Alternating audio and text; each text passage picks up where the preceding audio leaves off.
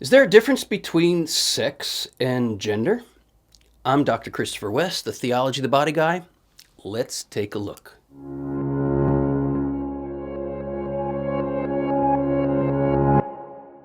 We're continuing my series on my book, Good News About Sex and Marriage, Answers to Your Honest Questions About Catholic Teaching.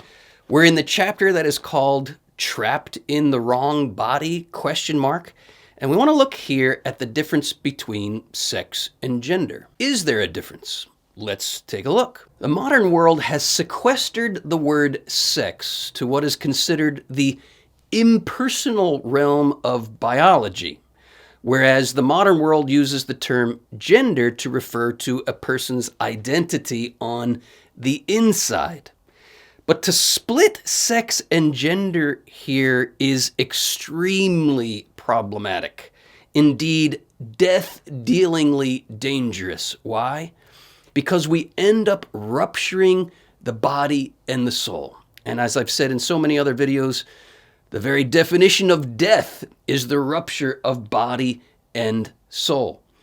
The human being is a sexed being through and through. It is not merely a biological reality. As the Catechism of the Catholic Church says, sexuality affects all aspects of the human person in the unity of body and soul. It is by no means something purely biological, St. John Paul II affirmed. Rather, he says, sexuality concerns the innermost being of the human person. So sex does not refer only to a biological reality. Sex is certainly biological, but it's also theological, theology of the body. Our bodies refer to spiritual and even divine mysteries, right?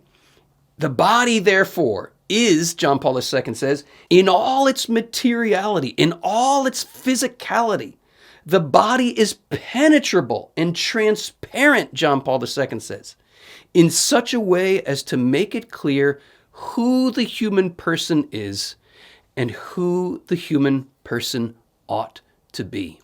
Do you see how firmly rooted in the body is the mystery of human identity in Catholic thought? To rupture human identity from the biological and from the physical is to rupture the physical and the spiritual, and it leads to death. In fact, that's what a culture of death is. A culture of death is a culture that ruptures the body and the soul.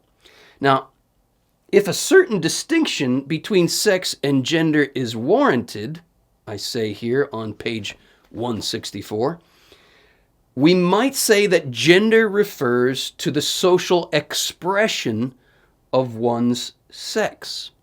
But even if sex and gender can be, in this sense, distinguished, they are nonetheless inseparable. Any attempt to separate one's gender from the reality of one's body is the fruit of what we could call the modern Cartesian rupture. It was René Descartes who said, "I think, therefore I am." And here he gave the modern concept of the human being its distinctively dualistic, Gnostic, ruptured view. We come to consider the human person as a thinking thing, that's the real self, his consciousness, housed in crude and merely biological matter, right? I think is my identity. I think, therefore I am. But it's only a matter of time before I think, therefore I am gets morphed into I think, therefore I am whatever I think I am. And that is the world we live in today. In this view, subjective thoughts are no longer answerable to objective reality. Reality, right, put that in quotes, gets reduced to what I think and feel about it.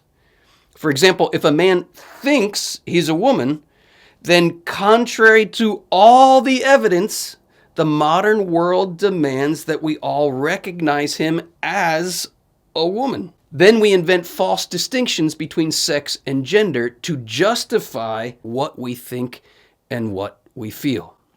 Now, of course, as I go on to say, none of this is said to make light of the real persons involved and the pain they experience in gender dysphoria when you feel like you are trapped in the wrong body.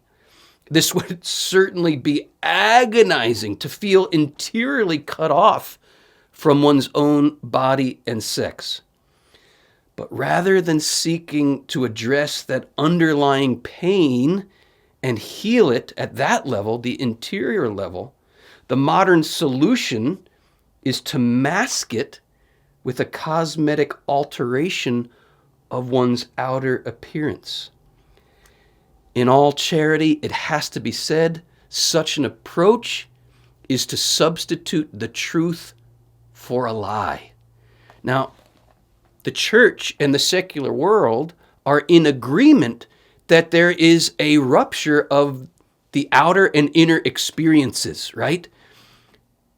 But whereas the secular world wants to tell us the solution is to change the outer appearance, the church wants to say the healing can come from an interior place. Why change the exterior when the interior can be healed? In fact, if it's really the interior that is suffering, to change the exterior is to mask the real problem and not even solve it at all. My brothers and sisters, there is so much more to unpack in this particularly controversial and very sensitive topic. And in future videos, I will be doing so. Let me just say this. It is for such a time as this time of confusion, that we have been given St. John Paul II's Theology of the Body. We have the antidote to the crisis of our times, but if we don't inject it into our bloodstream, it's not going to do us any good. Become part of a global community of men and women who are injecting this antidote into their bloodstream. Check out the link below to become part of this patron community of the Theology of the Body Institute and receive ongoing formation in this vision. Check out the links on our online and in-person courses. Until next time, may you come to know that your body reveals a divine, heavenly mystery. Amen.